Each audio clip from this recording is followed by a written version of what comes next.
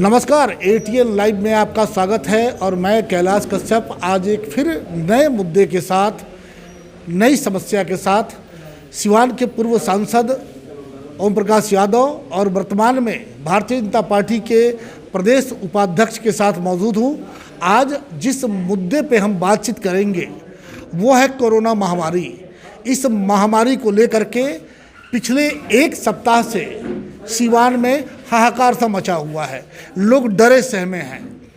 जो सबसे बड़ा इलाका जो है, आपको बता दें कि शहर का सबसे बड़ा इलाका है वो बड़ी मस्जिद के पीछे का जो इलाका है, पुरानी बाजाजी का इलाका है, सुनार टोली का इलाका है, कसरा टोली का इलाका है, मौलश्री चौक का इलाका है। ये सबसे ज़्यादा प्रभावित है और यहाँ से पेशेंट जो कोरोना पॉजिटिव हैं वो लगातार मिलते जा रहे हैं। और उसके बावजूद एक बात और है कि पिछले 3-4 दिनों से लगातार एक व्यक्ति की मौत हो रही है। रोज़ एक ना कोई मर रहा है। कल भी मरा है, परसों भी वहाँ पे लोग मरे हुए हैं। लेकिन समस्या ये है कि जांच के नाम पे लीपापोती हो रही है। जांच के नाम पे यहाँ पे सिर्फ वो स्क्रीन टेस्ट जो होता है वो करवाया जा रहा है, कहीं कोई जांच नहीं है। और आज पूरा शहर सहमा हुआ है। ये सवाल लेकर के हम प्रदेश के उपाध्यक्ष ओम प्रकाश यादव जी से बात करेंगे कि सर, सरकार आपकी है और यहाँ पे जिस तरह से लगातार कोरोना के पेशेंट मिल रहे हैं, पहले उस तरह आपने देखा कि जब रघुनाथपुर में पेशेंट मिले थे तो पूरे शहर को सील कर दिया गया था, पूरा शहर बंद कर दिया था और 3 महीने तक लगातार बंद रहा।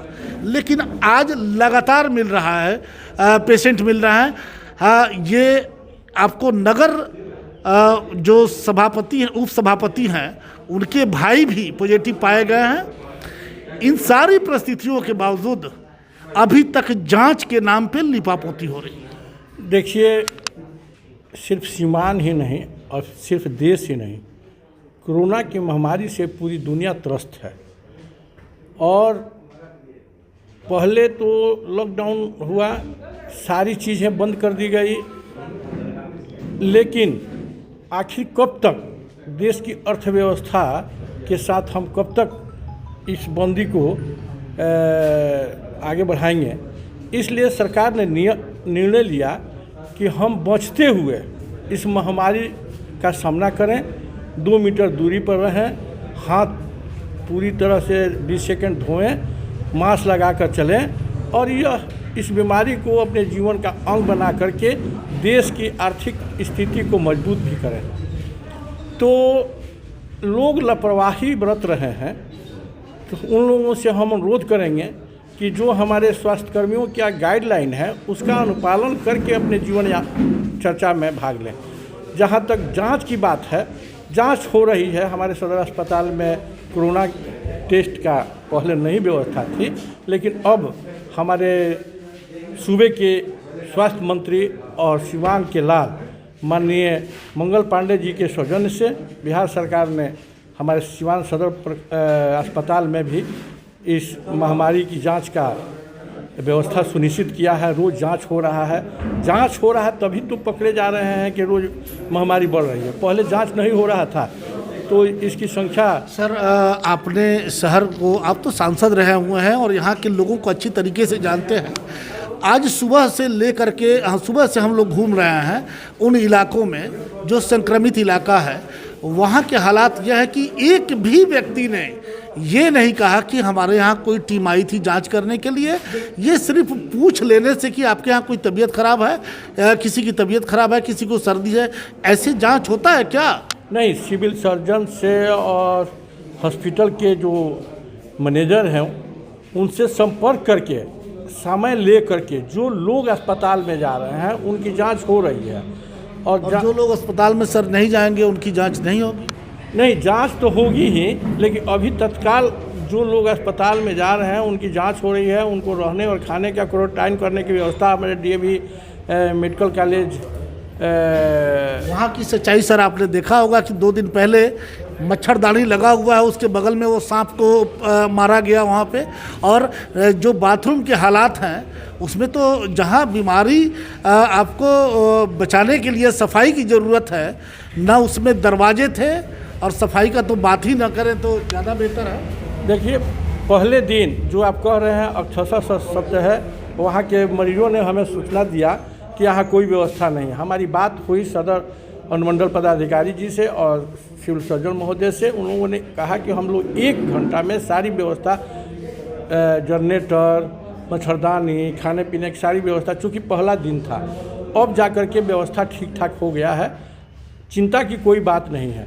हाँ, बच कर के हम लोगों को रहना है। ओम प्रकाश जी, एक सबसे बड़ी बात है कि जब कोरोना के पेशेंट कम थे अपने यहाँ, हम बात कर रहे हैं अप्रैल के शुरुआती महीने की, जब रघुनाथपुर में पाया गया था, और आपने भी देखा कि शहर के लगभग दर्जनों टॉप क्लास के जो होटल हैं उसे क्वारंटाइन सेंटर बनाया गया था। जो बड़े बड़े स्कूल हैं, चाहे वो डीएवी पब्लिक स्कूल हो, बहुत सारे स्कूल ले लिया गया था और हमें लगता है कि 30-40 वो क्वारंटाइन सेंटर बनाया गया था। आज जब पेशेंट बढ़ रहे हैं और उस हॉस्पिटल की हालत दयनीय है, तो फिर दूसरी व्यवस्था क्यों नहीं हो रही? नहीं, हॉस्पिटल की हालत दयनीय नहीं है, बहुत बढ़िया बिल्डिंग है, सारी व्यवस्था। हाँ, वो थोड़ा साफ सफाई कर देने से वहाँ भी व्यवस्था सुनिश्चित हो जाएगी। वहाँ भी सारी व्यवस्था प्रशासन की तरफ को डर लग रहा है कि अगर हम अपने से जांच करवाने सदर अस्पताल चले जाएंगे तो हमको भी उसी जगह पे भेज दिया जाएगा मरने के लिए, जहां सांप बिच्छू खुलेआम चल रहा है। सांप तो हम लोग के घर में भी निकल जाते हैं। सांप निकलने की बात है, मारे गए, किसी को डसा नहीं। सांप और बिच्छू तो अपने घर में भी हम लोग साफ सफाई करके रखते हैं, उसके बाद भी निकल जाते हैं, ये कोई बात नहीं। लेकिन खाने पीने रहने की उनके यहाँ समुचित व्यवस्था हमारी प्रशासन। एक सर देखा जा रहा है कि जैसे वार्ड नंबर 20, एक तरफ वार्ड नंबर 20 है और दूसरे तरफ वार्ड नंबर 32 है। वार्ड नंबर 20 को तो सील कर दिया गया, लेकिन वार्ड नंबर 32 खुला हुआ है। उधर की दुकानें खुली हुई हैं, उधर के लोग इधर आ रहे हैं, इधर के लोग उधर जा रहे हैं। इससे कभी कोरोना हम रोक पाएंगे क्या? नहीं रोक पाएंगे। हम लोगों को बच करके, अपने पहले ही भी कहा कि अपने को बचते हुए जो गाइडलाइन है, जो स्वास्थ्य कर्मियों का दिशा निर्देश है, उसका अनुपालन हमें करना होगा। अपने जीवन रक्षा के लिए, परिवार चलाना है, देश चलाना है, उसमें हमको अपने जो गाइडलाइन है उसका अनुपालन हमें करना ही होगा। आपको क्या लगता है सर कि जिस गति से ये कोरोना पेशेंट बढ़ रहे हैं, लगता है कि चुनाव बिल्कुल समय से होगा? देखिए, चुनाव तो समय से होगा, चुनाव तो समय से होगा और स्वास्थ्य विभाग के गाइडलाइन का अनुपालन करते हुए होगा। कहीं कोई हेलीकॉप्टर नहीं होंगे, बड़े मीटिंग नहीं होगी, जूम से मीटिंग होंगे, मोबाइल से अपने चुनाव प्रचार होंगे, चुनाव वर्चुअल रैली जो हुआ था, रैली हो रही है, उसी तरह से हम लोगों का माने। और वोट कैसे डाले जाएगा सर? 1000 से ज़्यादा वोट जिस बूथ पर वोट है उसको 2 पार्ट में चुनाव आयोग ने कर रहा है। तो वहाँ मतलब कि प्रक्रिया तो वही रहेगी जो पिछला था? प्रक्रिया वही रहेगी, लेकिन गोल चिन्ह बनाया जाएगा, 2 मीटर दूर रह करके अपना अपना वोट लोग डालेंगे। ये तो सिर्फ कहने की बातें हैं, ऐसा कभी कहीं हुआ नहीं है। कल की बात है, होमगार्ड के लोग, वो कोई चुनाव चल रहा है और एकदम सट के लोग खड़े थे। कहने के लिए हम कह देते हैं कि 2 मीटर का दायरा होना चाहिए, लेकिन वो कहीं होता नहीं है और चुनाव में भी नहीं होगा। नहीं, ये तो देखिए, ये अपने लिए अनुपालन करना है, हम लोगों को दूसरे के लिए नहीं है, हम लोगों को अपना जीवन बचाने के लिए। लेकिन सर, जनता तो ये कह रही है कि भाई जब अभी कोरोना महामारी जो अभी प्रतिदिन 25,000 के आसपास पूरे देश में पेशेंट सामने आ रहे हैं, और ये 30 तारीख आते आते ये हमें लगता है कि ये 80 या 90 हज़ार के आसपास प्रतिदिन हो जाएगा, लाखों में भी जा सकता है। इस परिस्थिति में क्या चुनाव जायज़ है या लोगों की ज़िंदगी बचाना जायज़ है? चुनाव एक संवैधानिक प्रक्रिया है, 5 साल पर होना ही है, तो हमें लगता है कि चुनाव समय पर होगा। लेकिन जो गाइडलाइन है, जो बचने की, जो सुरक्षा की व्यवस्था है, हम उसका अनुपालन करके चुनाव। सर, सावन आज से शुरू हुआ है। सावन में जो कांवड़ की यात्रा होती थी वो सब रोक दिया गया, मंदिर को सील कर दिया गया है। और आने वाले समय में हमें लगता है कि चाहे वो दशहरा का मेला हो या फिर बड़े बड़े जो अभी धार्मिक मेले सब शुरू होने वाले हैं, छठ, चैती छठ जो हम लोगों ने उस समय गाइडलाइन जारी हुआ था सरकार का कि वो अपने अपने घरों में मनाएं, और जब वो अक्टूबर नवंबर में जो छठ होता है, जो हमारे बिहार का सबसे बड़ा पर्व माना जाता है, तो हमें लगता है कि वो भी हम अपने घर में मनाएंगे। तो जब सारे पर्व त्यौहार को रोक दिया गया, सारी यात्राएं रोक दी गई, तो फिलहाल अभी चुनाव पर इतना जोर क्यों दे रहे हैं लोग? चुनाव एक संवैधानिक प्रक्रिया, हम श्रद्धा भाव से अपने घर पर भी छठ कर सकते हैं, लेकिन चुनाव को तो 5 साल में पूरा करना ही है। ऐसा भी नहीं लगता है कि माह 2 माह में कोरोना समाप्त हो जाएगा। पहले भी हमने कहा, अभी कह रहे हैं कि इसको अपने जीवन का अंग बनाना ही पड़ेगा हम लोगों को आगे कुछ काम करने के लिए। इसका कोई विकल्प नहीं बनना है।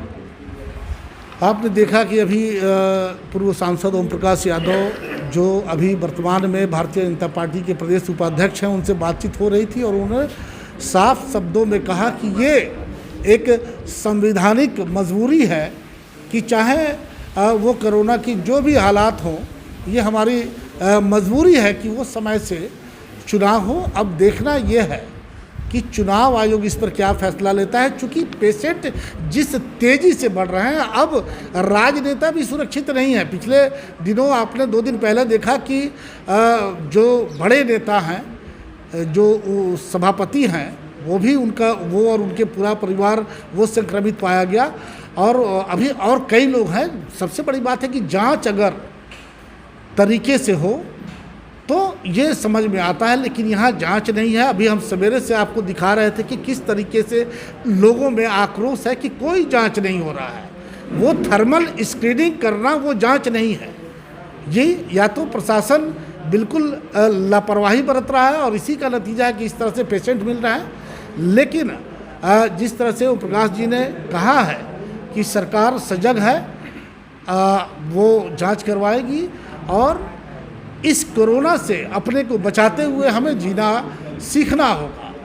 तो लोग तो 3 महीने से 4 महीने से ये सीख रहा है, लेकिन अभी हमें लगता है कि अभी सीखने के लिए बहुत कुछ है। समय रहते अगर नहीं जागे या समय रहते सरकार गंभीरता से इस पर विचार नहीं की, तो आने वाला समय बड़ा भयानक होगा और वो किसी के बस में नहीं होगा।